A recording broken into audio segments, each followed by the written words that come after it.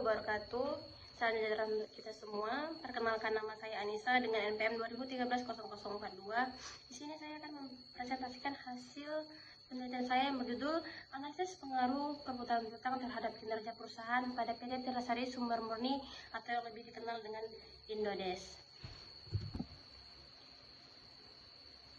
Bab 1. Latar belakang penelitian. PT Tirtasari Sumber Murni merupakan salah satu perusahaan industri air minum kemasan yang sudah ternama di Kota Medan. Perusahaan ini didirikan pada tahun 1995. Seiring dengan pertumbuhan industri, PT Tirtasari Sumber Murni terus berkembang dan memperluas jangkauan bisnisnya. Perputaran piutang merupakan salah satu faktor yang dapat mempengaruhi kinerja pada PT Tirtasari Sumber Murni tersebut. Sebagai perusahaan pengolahan air minum, juga memiliki piutang dan dari pelanggan yang harus dikelola dengan baik. Piutang yang tidak tertagih atau lambat tertagih dapat mengurangi arus kas perusahaan dan mempengaruhi kinerja keuangan secara keseluruhan. Perumusan masalah. Bagaimana pengaruh perputaran piutang terhadap kinerja perusahaan pada PT Tirtasari Sumber Murni Indodes?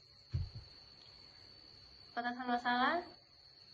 Penelitian ini akan membahas pengaruh perputaran piutang terhadap kinerja perusahaan pada PT Tirtasari Sumber Murni Indodes. Namun penelitian ini tidak akan membahas faktor-faktor lain yang dapat mempengaruhi kinerja perusahaan seperti perputaran persediaan atau perputaran aset lainnya. Tujuan penelitian. Tujuan penelitian ini untuk mengetahui pengaruh perputaran piutang terhadap kinerja perusahaan pada PT Tirtasari Sumber Murni atau lebih kenal dengan Indodes. Manfaat penelitian.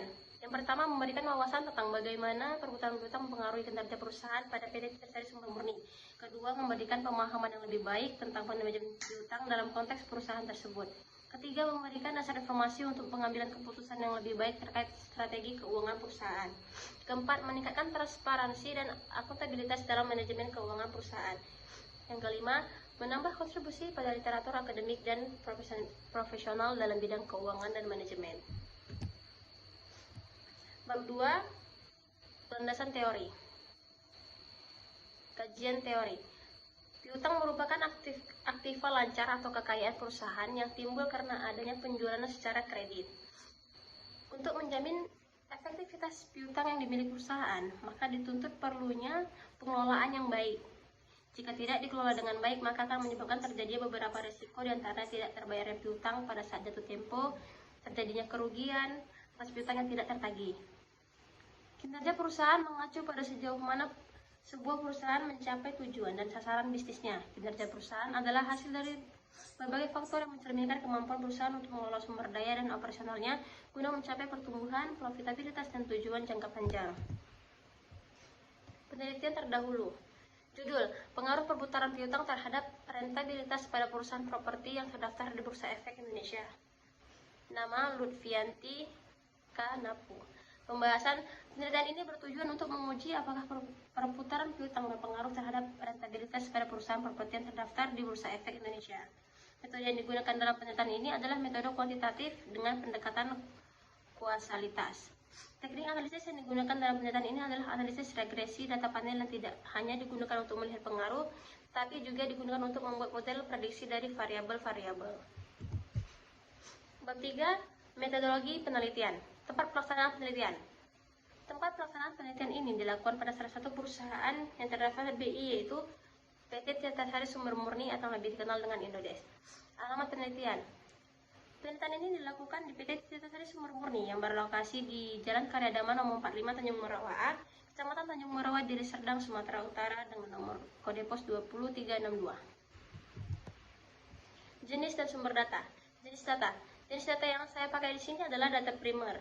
Data primer ialah jenis dan sumber data penelitian yang diperoleh secara langsung dari sumber pertama atau tidak melalui perantara, baik individu maupun kelompok. Kedua, ada sumber data. Sumber data yang saya pakai adalah sumber data internal.